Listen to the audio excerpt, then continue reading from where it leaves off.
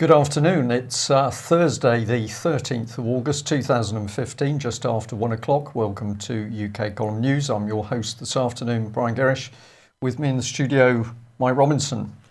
Well, it's pretty gloomy outside here in Plymouth. It's been drizzly. Sure, it was not drizzly overnight, that's for sure.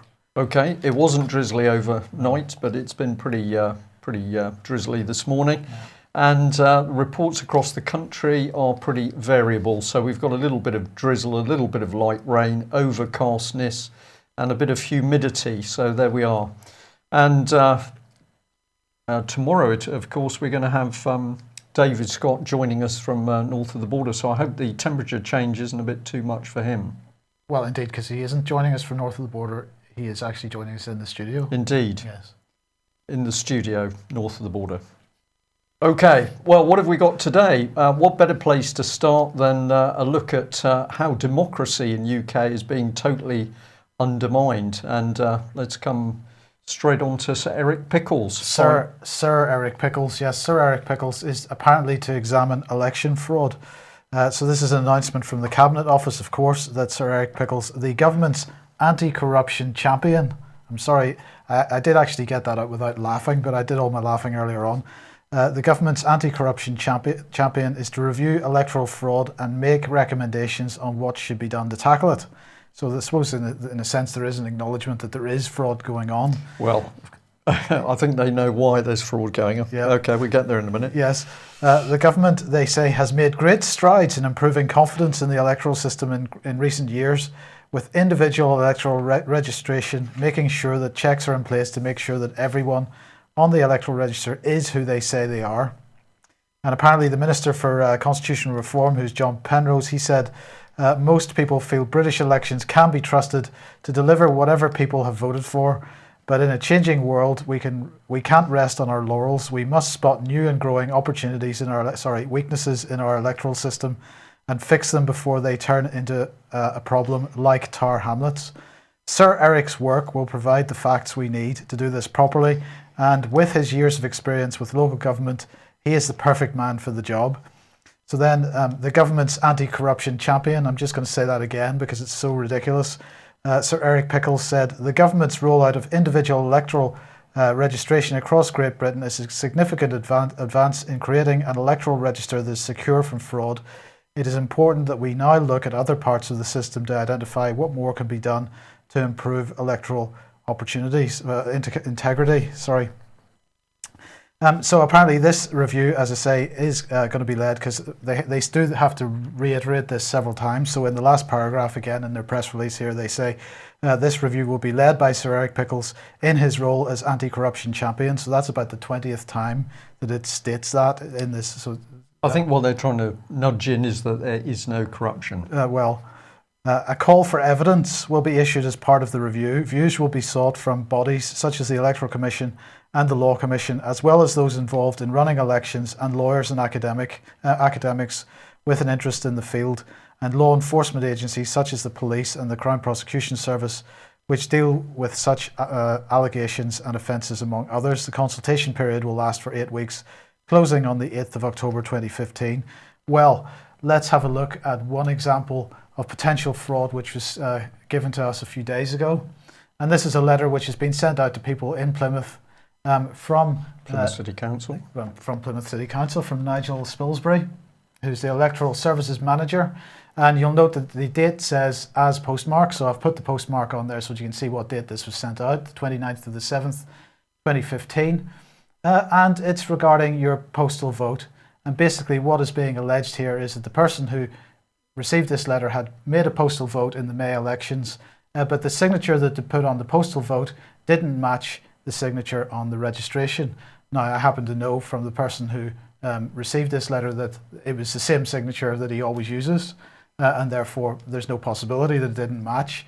However, the key point here is that it says in the text of this letter that his vote has not been counted. But the election is done. And a vote's not been counted. And a vote, so this is at least one vote which has not been counted, but the election is done. So they didn't come to him prior to the election, having received his postal vote, and query this. They waited till several months afterwards, and they've queried it. In the meantime, his vote kind of stands in limbo. Now, if his vote stands in limbo, perhaps there are other votes standing in limbo, in which case Plymouth, whichever seat this is, doesn't have a valid election result. Or am I missing the point here, Brian? Well, I don't think you're missing the point. And let's remember back to elections going on in Birmingham when Lynn Homer was the chief executive and returning officer, and it was described by the Electoral Commission as a banana republic. So we've got a very interesting situation. Of course, one vote not counted says, well, there's one, how many more? This is Plymouth. Is this the pattern across the country? So did we have a proper election in Plymouth? And we did have some information about the local Labour Party getting worried about these postal votes because they were making phone calls to people to say, have you already put in your postal vote?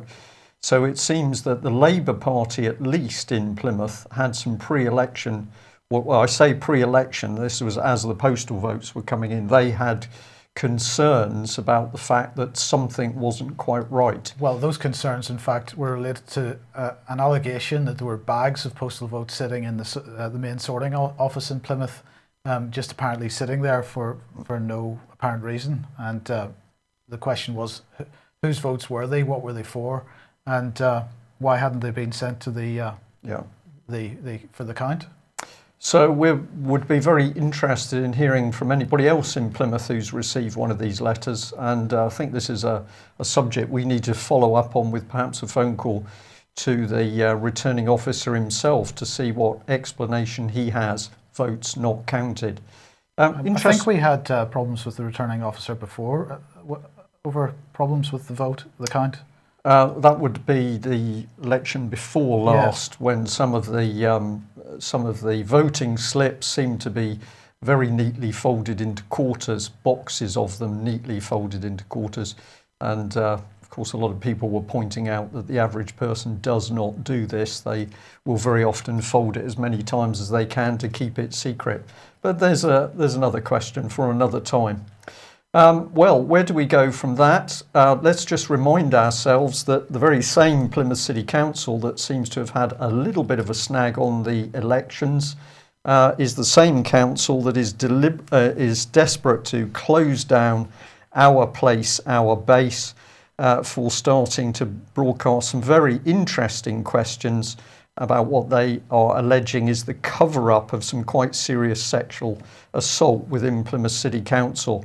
So interesting questions there. Can we rely on the council for the elections? Not sure. Can we rely on them to delve into wrongdoing? We're not too sure about that as well.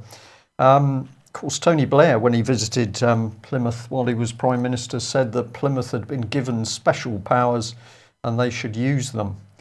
I wonder what those powers were. I think we're seeing some evidence of that. I think so. Yeah. Okay, well, speaking of Tony Blair, Chilcot inquiry really kicking off today, or is angst over it anyway. So Tony Blair should be dragged in shackles to the War Crimes Court, and that's according to the father of one of the dead soldiers, is Reg Keys. His son, Lance Corporal Tom Keys, was killed in Iraq in 2003, and he's pretty upset over the delays, the continuing delays to Chilcot. And of course, Cameron said before the election that, of course, Chilcot couldn't report until after the election, but here we are after the election and still no signs of a report. Mr. Keys and actually 29 families in total have criticised Chilcot for getting the balance of the report completely wrong, or getting the balance of the inquiry completely wrong, because Chilcot seems to be favouring Blair over the families. It seems to be. Can't imagine that, Mike. Well, surely. So they are threatening to take legal action against Chilcot, and because they believe that the law requires inquiries to be conducted in a reasonable time frame. Now, the government did tweet out a report from the Commons Library today with their excuses for why the Chilcot inquiry was late. And what they said was, for example, before the report is published, opportunity was given to those criticised in the report to read and respond to the comments in the report. This is known as the Maxwellisation process. It has for some time been the standard practice to alert those criticised in inquiry reports either by simple notification or by showing them the text and giving them the chance to respond. Robert Maxwell took a civil legal action against the Department of Trade and Industry after it said in a 1969 inquiry report that he was unfit to lead a public company. The judge criticised the inquiry, saying it had damaged Maxwell's reputation without giving him enough opportunity to respond. And since then, one of the procedures for warning individuals that is known as Maxwellisation. So the issue with Chilcot, though, is that no time frame has been given for responses to come back from those that have been criticised, and we're mainly talking about Blair here. According to the Commons Library report here, it's not entirely clear whether it means the publication must wait until all representations have been made, or if individuals should just be given an opportunity to respond before publication. But I mean, it's pretty clear, bearing in mind the length of time it's taking, that they're absolutely waiting for representations to be made from Blair's side, and he doesn't seem to be making them. So on we go. I just thought I'd just highlight this other thing from the Commons Library report, which is the cost. So the overall cost of the Chilcot inquiry so far is just over £9 million. There's no figures for 2014-15 yet, but if we look at the most recent figures, 2013-14, while this drags on, the inquiry secretariat's staff costs were £895,000. The committee and advisors' remuneration, what are they doing for this money? £200,000. They're sitting there on their hands waiting for somebody to write a letter to them. Can be very tiring waiting, Mike. £200 yes, £200 in travel, £241,000 in office accommodation. I wish I had £241,000 for UK Column office accommodation, and £196,000 for IT and telecoms. All this money just being thrown down the toilet while we wait for Tony Blair to respond, and he should be prosecuted for that, never mind all the rest. Yeah, absolutely. Well, at least the families are now deciding that they may need to take some action. So people standing up to be counted, we always think is a very good thing. Well, on the subject of who's telling the truth, of course, Britain's intelligence agencies are in the middle of the mire somewhere. And we've been fascinated to see this article from a number of different sources, but we decided to go from Russia Today here. Degrade, deceive, discredit, psychologists condemned for aiding GCHQ manipulation techniques. Now, this follows hot on the heels of releases by Mr. Snowden of dirty tricks going on, and he put into the public domain a document, a briefing document, which was talking about just how dirty our security services have got. But the point of this article is that this lady psychologist was employed to work for GCHQ in order to teach the GCHQ staff how to do some pretty dirty stuff.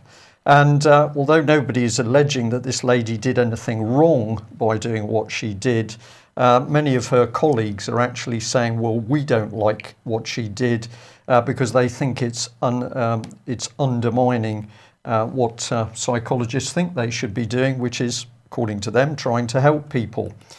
So if we just have a look at a bit of this, her paper is very interesting because not only was she there to help GCHQ in this work, she also noted what GCHQ's own staff were saying, and she said that they characterised their work using terms such as discredit, promote distrust, dissuade, deceive, disrupt, delay, deny, denigrate, degrade and deter. The unit's targets go beyond terrorists and foreign militaries and include groups considered domestic extremists, criminals, online hacktivists, and even entire countries. So this is pretty nasty stuff. GCHQ, of course, said that it's aware of the responsibility that comes with the nature of its work, and in addition to the legal accountability, we also take the ethical considerations surrounding our mission seriously. So interesting stuff. You're employing a psychologist to teach your staff how to get in on social media and disrupt, undermine people. It's pretty negative. Pretty nasty, negative stuff. And of course, they do it with taxpayers' money. So here's GCHQ being paid to get in and to undermine people. And as we're going to see in this document, also creating stress and tension between groups. So this is part of the original presentation. You'll see at the top it's got secret on it, the art of deception with the GCHQ logo, training for a new generation of online covert operations. Now this has been available on the internet for some time, but we thought it was time to bring it back into the public domain. So this is part of it, Human Science Operations Cell. And this is the sort of thing they're up to. So let's have a look at what it says here. Effect. Create cognitive stress, create psychological stress, create affective stress, and exploit shared effect there. So this is really nasty stuff. And if this was being used in a time of war against an enemy state, it's one thing, but we now know that this is being done in peacetime, not only against foreign nation states, but also against the UK public on the basis that somebody somewhere decides that the UK column, for example, are a group who need to be watched and undermined. And if that's not enough, of course, it was The Guardian that pointed out the operation of this group, the 77th Brigade. So here was the army recruiting amongst army personnel for soldiers who could come in and work on social media, and they're going to be trained in non-lethal warfare.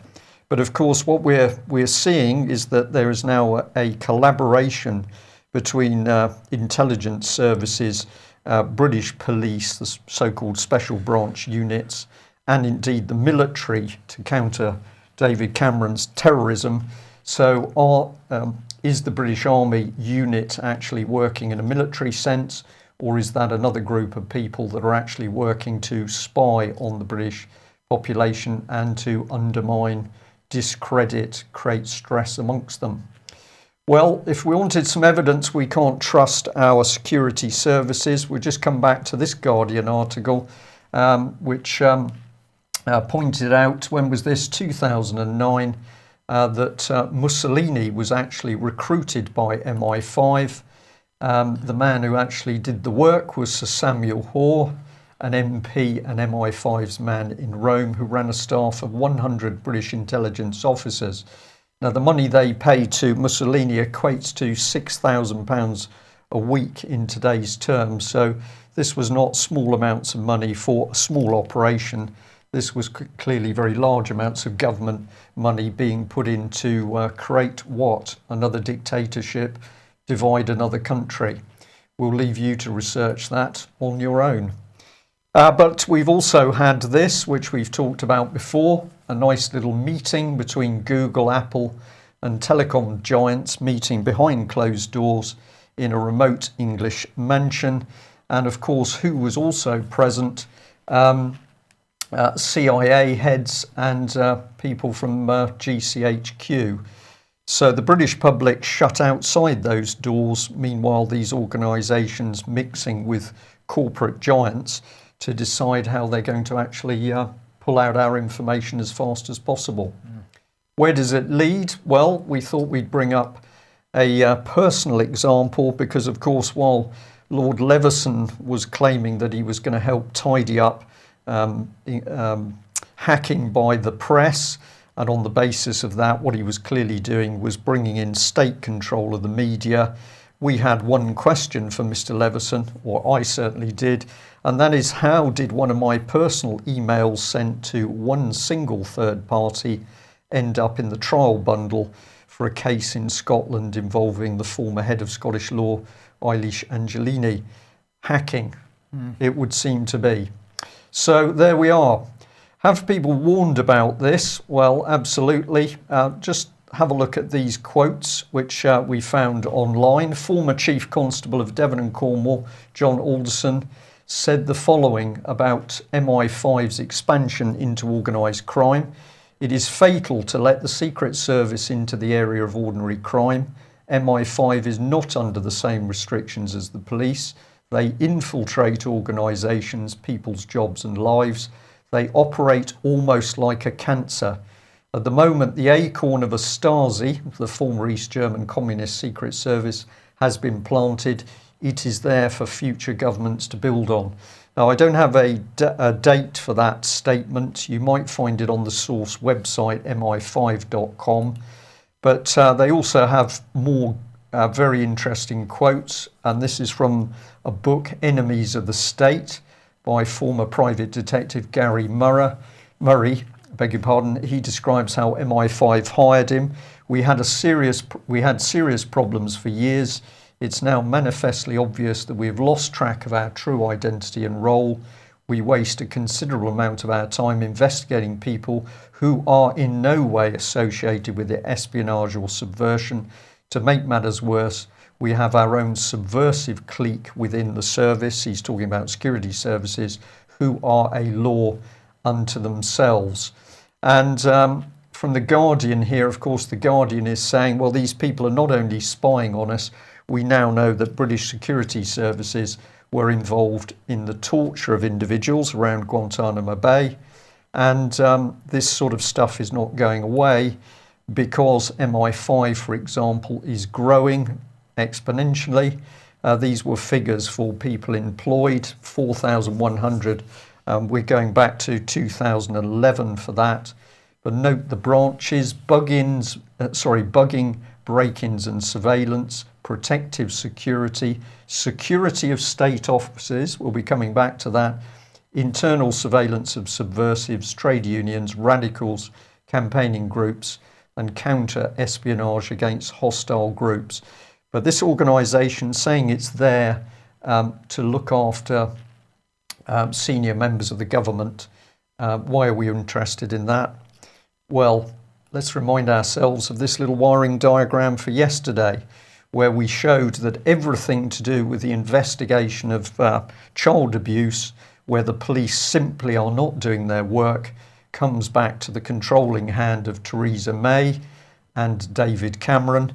And if anybody doubts that, then just have a look at this from MI5's personal website. It says very clearly that David Cameron is responsible for the UK intelligence machinery as a whole. So we're going to ask if he's responsible for the whole UK intelligence machinery, how is it this organisation can't identify and track paedophiles in Parliament and Westminster? It's in your face, Mike, this stuff, isn't it? When we really start to ask the basic questions, millions upon millions of pounds spent on surveillance, spying, hacking of emails by Britain's intelligence services, but none of them had any idea about the paedophiles operating around government.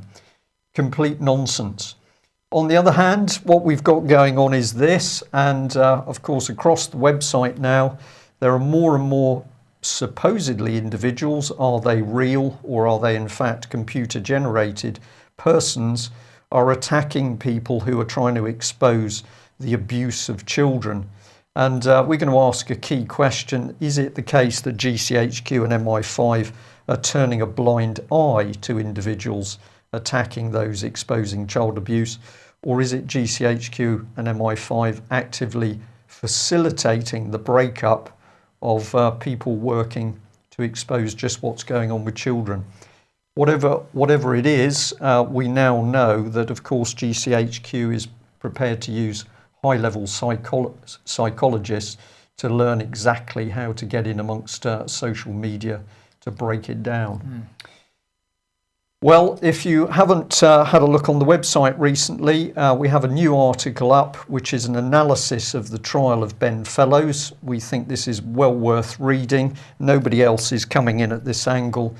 We've taken a look not only at the history and the lead up to Ben Fellows' trial, but John Roper has done a particularly good job in analysing the such commentary as there was after the trial. And we've given due credit in that article to other alternative media groups who did take the trouble to go to the trial and report. So if you're interested in Ben Fellows and that case, do have a look at the UK Column website. Right, well, there was quite a bit of chat on the chat box yesterday about gold, so I thought it was timely that the FT published this article today. Gold demand falls to 6-year low, and they're saying that this is as a result of China and India having less demand internally, and the fact that central banks are buying less and less gold at the moment. They are saying, however, that European investors, in quotes, while not large enough to boost the price, increased their investment in gold due to uncertainty over Greece and the euro. I think it goes a bit beyond that. But what we've got to remember here, of course, gold is a commodity like any other, to some degree, and we've got to look at the overall situation in the financial system at the moment. Commodities as a whole are collapsing in price at the moment. Price of oil, it's at a new low. And in fact, there's some, as Ian Crane talked about on Fracking Nightmare on Monday night, there's some talk that OPEC, in fact, has been hiding the true quantity of the amount of oil that they've been producing in the last period of time. And so it's very likely that we're going to see oil prices collapse to around $30 a barrel. It's in the mid-40s or something at the moment. So many commentators now talking about the fact that commodity prices are in a very similar situation to the situation we saw just prior to the 2008 financial crash. We've got other turmoil within the financial markets as South America, in particular Brazil, continue to be attacked. We've got China being attacked on its stock market and so on, with short selling activities attempting to undermine the BRICS nations, basically. And we've got a surging value of the US dollar at the moment. Again, another thing that was seen just prior to the financial crisis of 2008. And we're seeing wholesale inventories stock on both sides of the Atlantic climbing, so product not being sold. So really we're looking at pretty nasty financial situation again. And of course, all the cards have been played. There are no cards left to play. When this next crash happens, and some people are talking about it happening as soon as September, then really the central banks have no answers to it other than war. And I think as Russia was saying yesterday, as we were saying yesterday, as Russia's pointing out, these two policies are linked. Yeah. Okay. We have said many times we're living in a dictatorship, and I think this demonstrates it more than anything else. Some people have mentioned this in the chat box already today, but this is an incredible situation. Ian Crane been warning about it that this was coming for quite a number of weeks now for anybody that's been watching Fracking Nightmare. But basically what we've got now is the government removing the powers of local councils to make their own democratic decisions with regard to planning. Of course, this only applies to fracking, thin end of a wedge perhaps. So it doesn't matter. Central government is determined that this agenda is going to go ahead, and therefore they're going to set aside democracy for this particular policy agenda. Pretty incredible stuff. So as a result of this, and the fact that there's other new fracking-related news likely to come out today, if it hasn't already in the last half hour or so, Ian Crane is running a special live Fracking Nightmare beginning at 4:30 this afternoon. Please join us for that. It'll just be a short 30-minute report, but do join us for that at 4:30 this afternoon, ukcolumn.org/live. The thing's starting to move everywhere pretty quickly.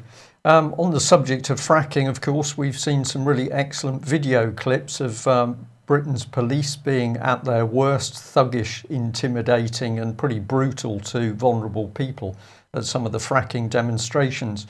Well, who drives policing policy? Of course, we've asked that question several times. The finger pointed quite rightly at the original ACPO private company with police chiefs setting out policy, totally unaccountable to anybody. That's now been taken over by the NPCC. Thank you very much, NPCC. So policy, we think, is being driven from within UK. Well, is it? Have a look at this, which came across our desk this morning. This is AUKUS. It's a global alliance. It was setting up a network of police stations that could be open to visitors. And the important thing about this was that it was worldwide. This is part of a presentation actually back in October 2006. But what we're looking at here is the linking of police forces worldwide. And I think this is known as a Trust Us organisation. So what were they actually up to? Well, here's the mission. ALTUS is a global alliance working across continents and from a multicultural perspective to improve public safety and justice. That's the Trust Us bit. Focus on police accountability and the quality of oversight. So this organisation clearly driving worldwide policing for our benefit. Relax, these people are looking after things. So as we always do, we went looking to who was funding them, and we were particularly interested to find the UK's Department of International Development, but that was only part of the story. Let's just have a look at where that takes us, because these are some of the key funders. Ford Foundation, the John D. and Catherine MacArthur Foundation, the Open Society Institute, which I know you'll like, Mike, the William and Flora Hewlett Foundation, the JEHT Foundation, and the City of The Hague. And there we are. The programme is also has also had support from United Kingdom's Department of International Development. So UK public money being helped to draw police forces worldwide together. But of course, the one we're interested in here alongside Department for International Development is Open Society. And if you don't know this so far, you need to get researching. Open Society is, of course, it's this gentleman, a very well-known, what do we call him? He's not a banker, is he? He's just an obscenely wealthy man. Yeah, I mean, this is the man that crashed the pound when we were trying to get into the exchange rate mechanism. This is the man that brags. He is Jewish, and he lived. Was it Eastern Europe? Well, it was Eastern Europe. I can't remember where exactly, but he does brag about the fact that he was helping the Nazis deliver letters to his fellow Jewish community members whenever they were about to have their property seized and have their themselves deported to other parts of Europe. So he was quite happy to take part in that process in the 1930s, and I think that gives some insight. And he talks about it in his own biography and brags about it. So it does give some insight into his mind, I think. Right, so and vast amounts of money on the change programme. This is why Putin has busily thrown out Soros and many of his non-government organisations. Absolutely. But this ALTUS is saying that we should trust them to organise worldwide policing. What's really behind it is Soros there with whatever he describes it towards a new policing paradigm. Now, of course, the Department for International Development is the department which manages the UK aid budget, and of course most people think that the UK aid budget is being used to provide drinking water in clean drinking water in parts of Africa and things like this. But in fact, perhaps what we're seeing here is UK aid money being used for a global political purpose. I think that's absolutely what it is. But at least the truth is starting to come up to the surface. And we better say on this one, don't just believe us from the slides we put up today. Get on the internet and have a look at it yourself so that you know what we're saying is true. Well, we're going to go overseas again in a minute, I think.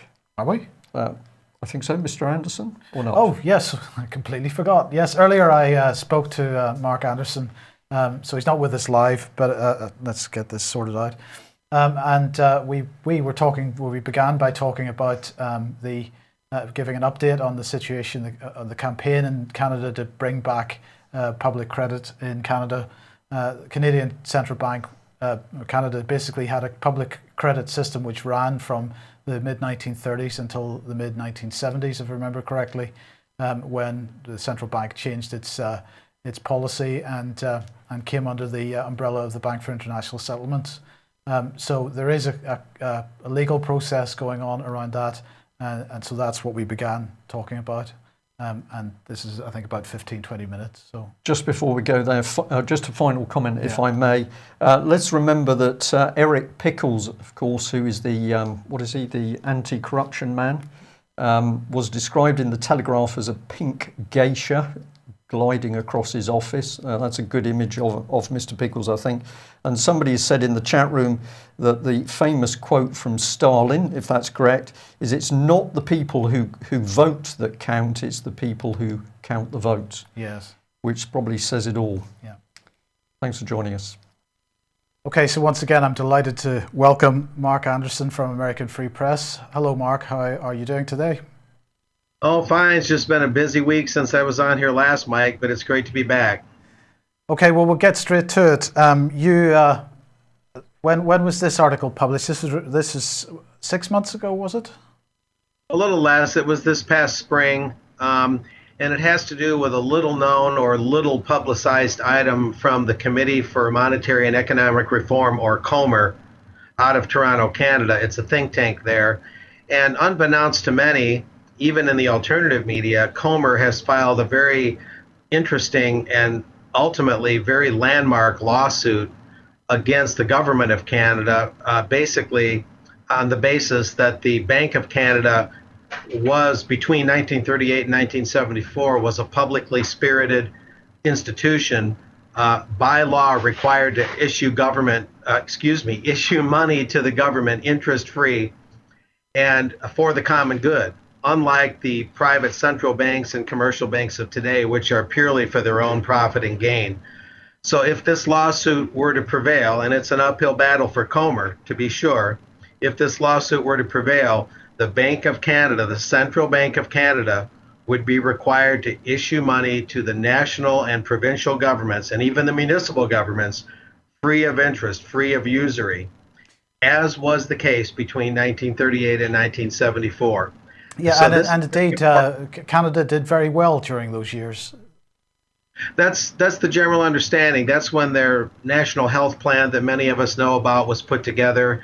The St. Lawrence Seaway engineering and other advancements in infrastructure and healthcare across the board were done in those years. And so, kind of like the Bradbury Pound issue that the UK column often publicizes, this would head the same general direction in making the monetary system for the common good rather than for the good of the world bankers. Now, COMER has created an update, or has issued an update on this. What is the update, and where are they at with it then?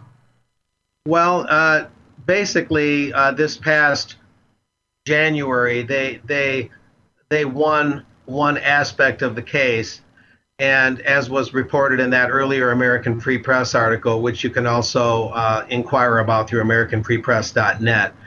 But then since then, and I'm looking at something that I've been putting together as an update,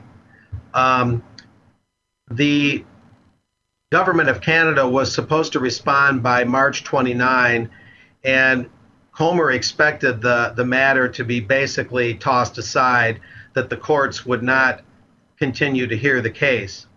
There's a lot of legal maneuvering and legal ins and outs that are really complex, and we need not go there, but suffice to say that the government of Canada did not vacate or stop. How would I say this right? The courts were allowed to continue looking at this. The government did not request the courts to throw the case out by March 29. So what's happened since I wrote that article is, simply put, is the case is still alive. And the COMER group is cautiously optimistic that this is a good sign that they have at least a fighting chance to restore the Bank of Canada to its proper role that it had in those years between 38 and 74. Now, Rocco Galati, he's an attorney for COMER. He says that this that the fact that the government had to file an appeal by the end of March, but the fact that it didn't do so. See, there's a lot of legal complexities here. He's calling that a sweet victory, because here's what he says: the government will now have to produce substantive arguments. And that's according to the COMER newsletter that you've posted a moment ago, that you're posting now, excuse me. And Rocco Galati, the COMER attorney, also was quoted as saying, they, the Canadian government, have to actually justify why they haven't been giving interest-free loans to the government. they have to justify why the minutes of meetings of the Bank of International Settlements in Zurich, Switzerland, why those minutes are kept secret. They have to justify why the Minister of Revenue of Canada is not tabling the true figures of revenues coming in. They have to justify all this in law.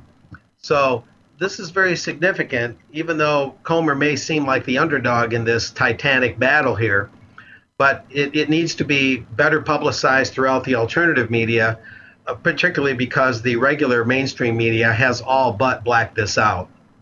So this is a fascinating situation that we actually have the Bank for International Settlements, an establishment. It's the central banker's bank. It is the sort of head of the snake, as it were, the central banking snake.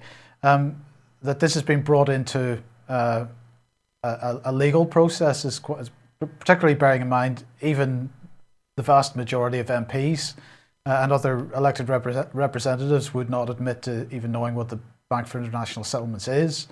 That's quite a success for them to bring that organisation, its minutes, its secrecy into a legal process. It really is. The Bank of International Settlements, and you put it so well, Mike, is the central bank of the central banks in Basel, Switzerland.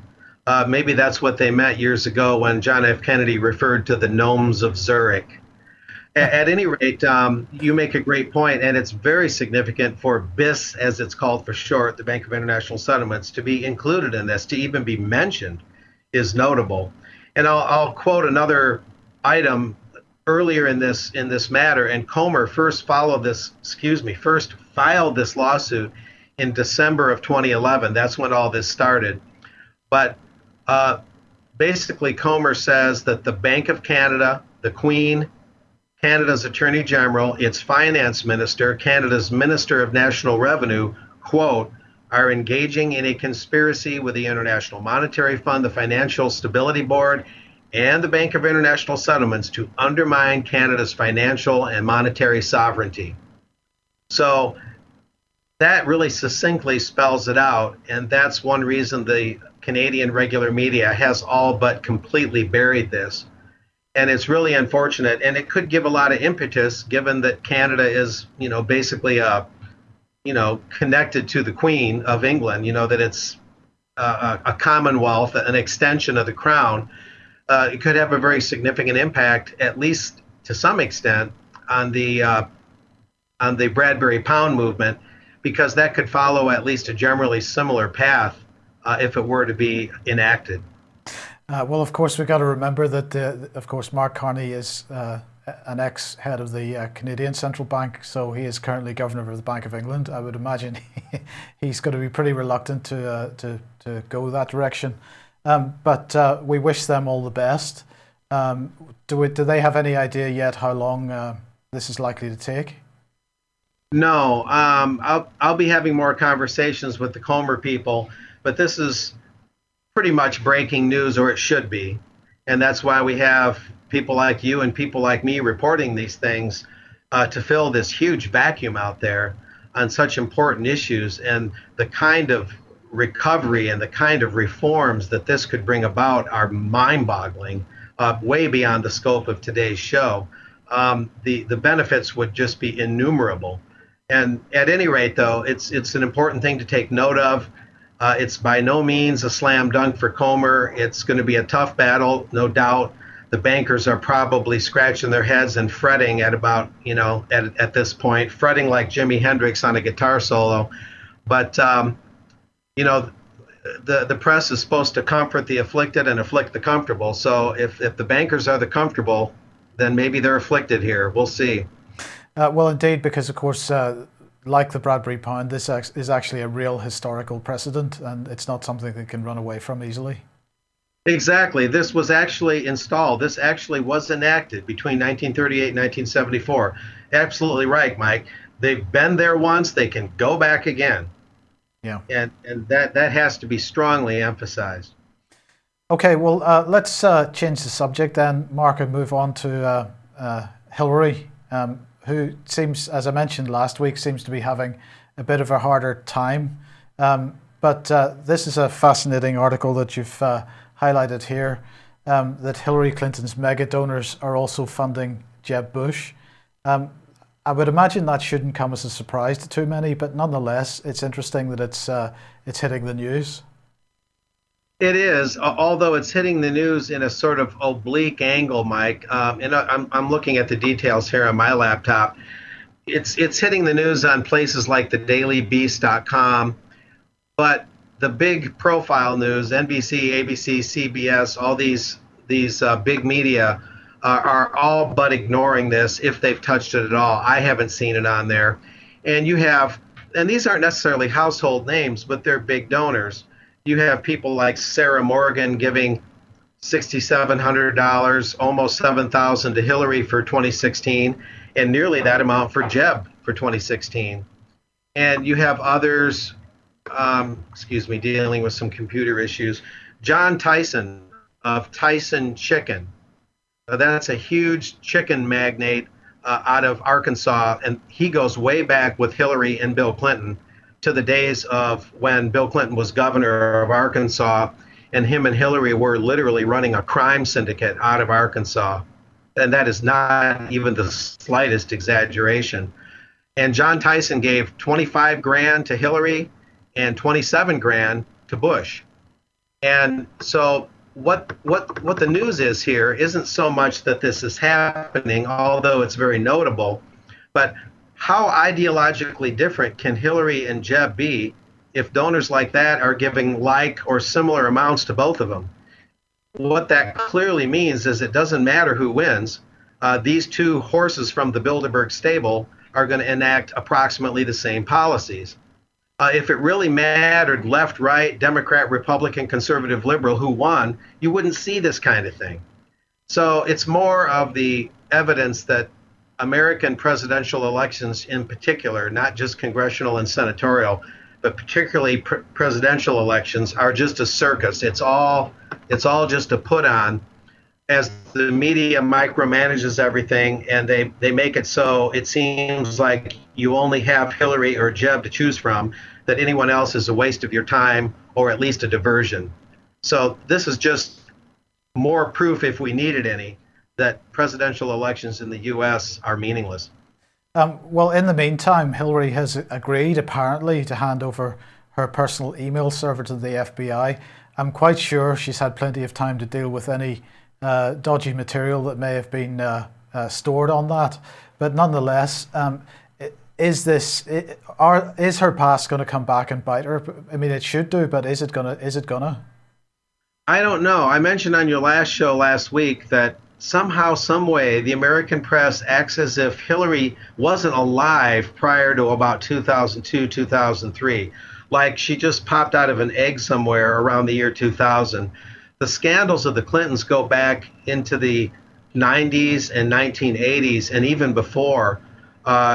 Bill Clinton was, of course, cozy with the Marxist regime before the Soviet Union collapsed. Hillary was into innumerable far left-wing causes that, of course, had their free speech right to exist and express their views, but her scandals are just legion.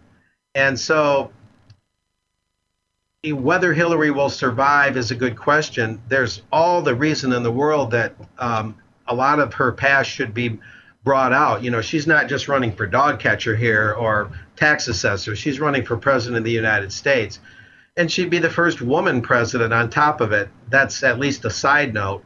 And, for the press not to be more curious than just about these emails is itself very curious and really quite aggravating for people like you and I that actually like to do some press work and not just follow trends like, is Donald Trump having another argument with the lady from Fox News, which is going on ad nauseum.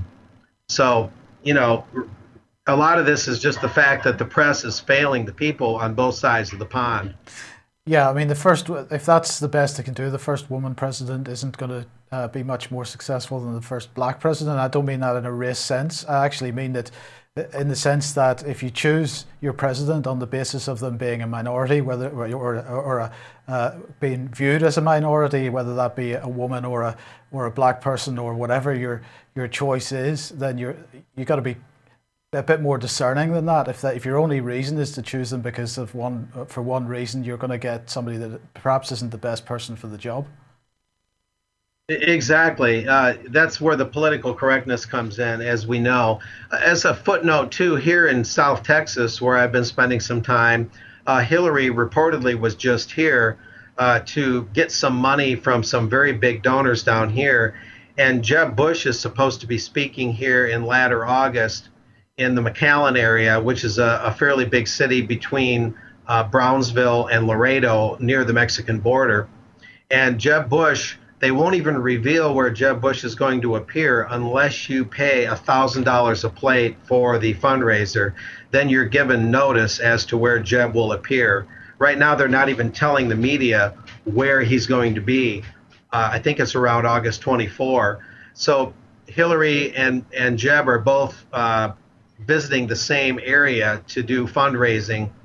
And Hillary's been here before in South Texas using a bunch of politically correct arguments, taking advantage of the female Latino vote, convincing them that she's their friend when she really just comes down here to see some big donors, smile, wave, and take off and go back to her jet set lifestyle. It's just such a put on. Well, I mean, this is an interesting point because we're starting to see this in many places. For example, David Cameron visited Plymouth a few days ago. Who in Plymouth knew that he was coming? A very select few knew that he was coming, and we were highlighting on the UK Column News a couple of days ago that Harper in Canada is also requiring people to sign non-disclosure agreements if they manage to get a ticket for one of his events. They're not allowed to report what goes on inside the event. They're not allowed to take any photographs while they're inside the event. They're certainly not allowed to tweet about it while the event is on or afterwards, and they can be thrown out of that event for any reason at any time. So it's a pretty incredible situation where we have politicians who are supposed to be in the public eye basically hiding from us. Yeah, they're in public and yet they're not. It reminds me of what a school board guy said years ago at a school board meeting. This is illustrative of the mindset all the way from the local to the top level. He said, school board meetings, he told the audience, they're not really public meetings. They're private meetings that we hold in public and we let you watch. Which was an incredible statement. Like they're in some sort of terrarium or fish pond. And we're just kind of looking on, and it's good of him to be so magnanimous to let us look at their private meeting that just happens to be in a public building. And that's always stuck in my mind, even though this was some insignificant Michigan superintendent at a school, a headmaster, as you'd call him over there, I suppose.